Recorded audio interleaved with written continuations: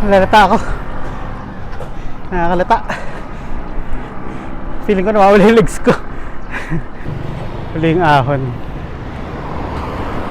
Mas makaka-relax na tayo. Kulot ako.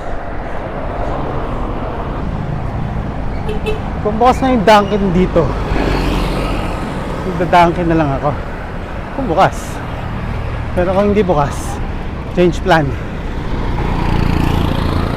Saan ba tayo pupunta? Naalala ko nga pala, may Dunkin Donut dito na ginagawa. Hindi ko lang alam kung bukas na. Ito na. Hindi ko na to. Tagaytay na to. Dito tayo sa kanan. Lusong. Makakapahinga ako.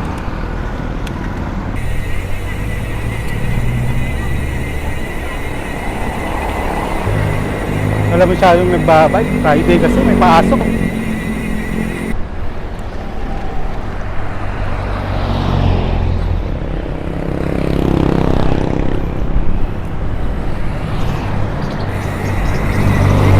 Morning po.